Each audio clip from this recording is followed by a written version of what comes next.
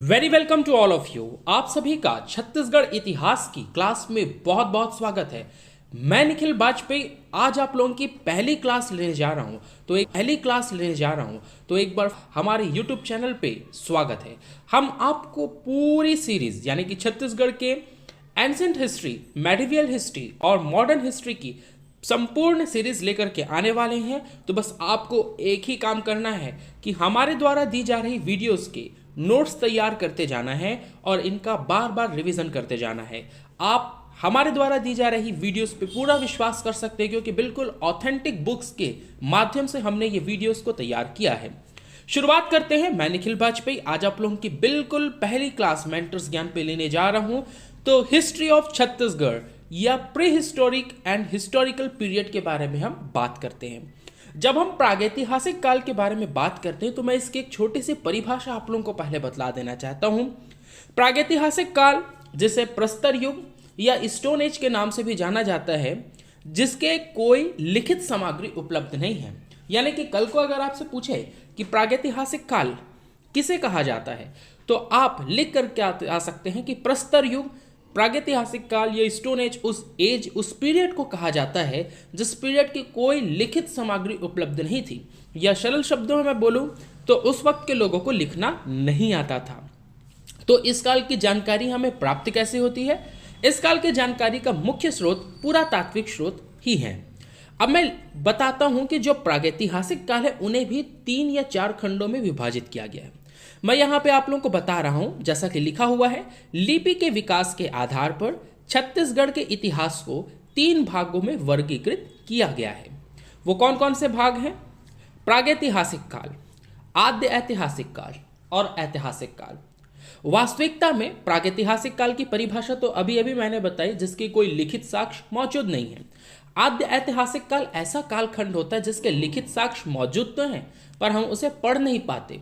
इसके उदाहरण में आप इंडस वैली सिविलाइजेशन को ले सकते हैं, जिसमें लिखे हुए चीजें तो मौजूद हैं परंतु हम उसे आज तक रीड नहीं कर पाए हैं, उसे समझ नहीं पाए हैं कि वो क्या लिखना चाह रहे हैं।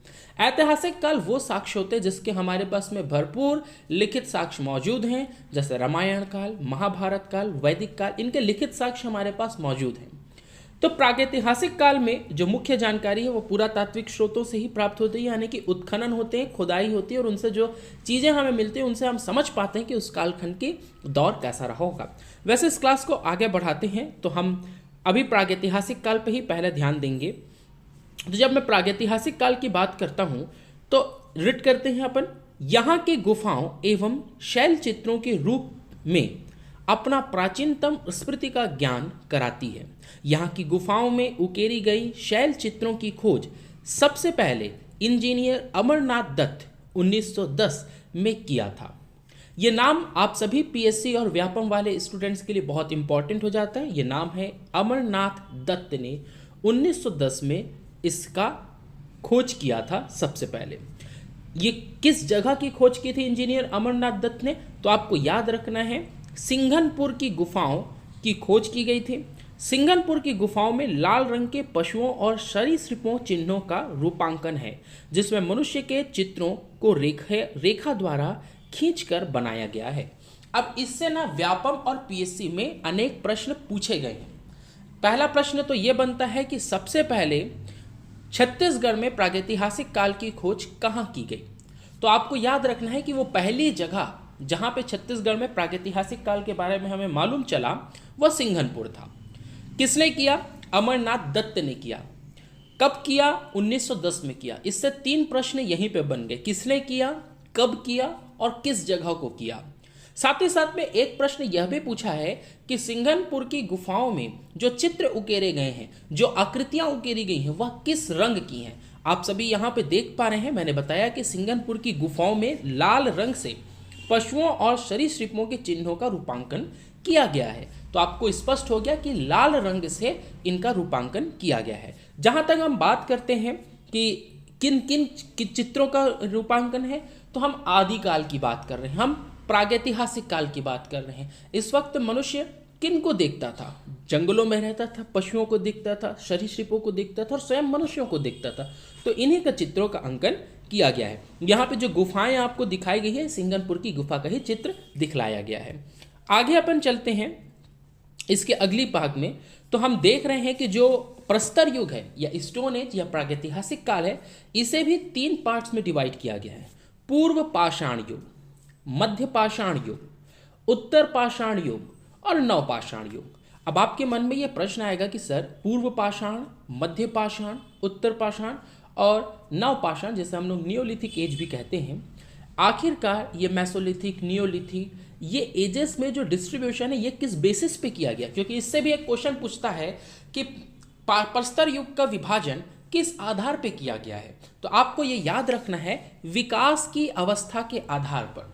यानी कि कभी हम पत्थरों को उठा करके सीधा किसी जानवर को मारते थे, जानवर घायल होकर के गिर जाता था, हम उसका शिकार कर लेते थे। मध्य पाषाण काल में ये पद्धति विकसित हुई। हमने पत्थर उठा करके मारना नहीं शुरू किया, बल्कि पत्थर से हथियार बनाने शुरू किए, उसे कोई एक नोकीला धारदार शेप शुरू किया। जब उत्तर पाषाण काल आया तो हमने उसमें और विकास किया, हमने उसे तलवार चाकू का रूप देना प्रारंभ किया। और नव पाषाण काल वो समय था जिसमें कहीं ना कहीं हम धातुओं से भी अवगत होने की शुरुआत कर चुके थे। तो हम ये कह सकते हैं कि पूर्व पाषाण काल, मध्य पाषाण काल, उत्तर पाषाण काल और नव पाषाण काल किस बेसिस पे है? तो ये विकास की अवस्था के आधार पर विभाजित किया गया है। वैसे मैं पूर्व पाषाण काल के बारे में बताऊं तो आप लोगों को अब एक एक करके मैं इनके जितने भी क्षेत्र हैं जो महत्वपूर्ण हैं, क्योंकि पूछा जा सकता है इनके विभाजन के बारे में। कई बार हमने ये भी पाया है कि सिर्फ इस प्रकार से क्वेश्चन बनते हैं कि मध्य पाषाण काल के प्रमुख क्षेत्रों का वर्णन करिए या उत्तर पाषाण काल के बारे में बतलाइए। तो आपको इनके बारे में 2 नंबर में पीएससी के मेंस में भी पूछा जा सकता है, या फिर किसी एक क्षेत्र का नाम देकर के व्यापम की परीक्षा में पूछा जा सकता है कि ये किस काल से संबंधित क्षेत्र है। तो हम देखते हैं पूर्व पाषाण काल। रायगढ़ जिले के सिंघनपुर की गुफा बहुत प्रसिद्ध है और शैल चित्रों के लिए प्रसिद्ध है। इसके छोड़ आप लोग पूर्व पाषाण काल में कुछ और क्षेत्र हैं, क्योंकि देखिए महानदी घाटी, रायगढ़ का सिंघनपुर, काबरा पहाड़, बोतलदा, छापामारा, भंवरखोल, गिद्धा, सोनबसरा, ये सब वो क्षेत्र हैं जो कहीं ना कहीं पूर्व पाषाण काल से जुड़े हुए हैं। मैं मध्य पाषाण काल की बात करता हूं तो यहाँ पे जो लिखा हुआ है उसके अनुसार रायगढ़ जिले के काबरा पहाड़ की गुफा में लाल रंग के छिपकली, घड़ियाल, कुल्हाड़ी, सांभर आदि के चित्रकारी के अवशेष मिले हैं। तो जब मैं मध्य पाषाण काल की बात करता हूं तो मध्य युग के लंबे फलक। अब मध्य युग की खासियत क्या है? तो मध्य युग में हमें कैसे पहचाने कि यह पूर्व पाषाण काल से हम आगे बढ़ के मध्य युग में प्रवेश कर चुके हैं? तो जब हम मध्य पाषाण काल में आए ना, तो हमें औजारों में परिवर्तन दिखा, क्योंकि हमने पहले भी बोला है कि इसमें जो हम फर्क कर रहे हैं वो किस आधार पे? तो विकास की अवस्था के आधार पर है। हम डेवलप होते जा रहे हैं, तो हम जब डेवलप हुए तो हमने अलग तरह के हथियारों का उपयोग शुरू कर दिया। मध्य युग में लंबे फलक, अर्धचंद्राकार, लघु पाषाण औजार रायगढ़ जिले के काबरा पहाड़ में चित्रित शैलाश्रय के निकट प्राप्त हुए। मध्य पाषाण काल के उपकरण अवशेष कहाँ कहाँ मिले हैं? तो क्या हुआ भैया? पहला चीज आप लोग को याद रखना है कि जब मध्य युग में आए तो लंबे फलक, अर्धचंद्राकार, लघु पाषाण औजार मिलने शुरू हुए। कहाँ पे मिले? तो रायगढ़ के काबरा पहाड़ में सबसे ज्यादा हमें प्राप्त हुए। कैसे टाइप के थे? तो लाल रंग से बनी हुई, यहाँ पे छिपकलियाँ थी, घड़ियाल थे, कुल्हाड़ी था, जैसे कि हमने बात की हथियार मिलेंगे, कुल्हाड़ी मिला, और सांभर आदि के चित्रकारी के अवशेष मिले। और जो हथियार मिले वो फलक, लंबे फलक वाले अर्धचंद्राकार हथियार थे। इसके बाद में कुछ और अगर आप लोगों को क्षेत्र याद करना होगा तो बस्तर जिले के कालीपुर, राजपुर और भातेवाड़ा को भी आप लोग याद कर सकते हैं। उत्तर पाषाण काल। उत्तर पाषाण काल के लिए बिलासपुर जिले का घनपुर, रायगढ़ जिले की महानदी घाटी प्रसिद्ध है।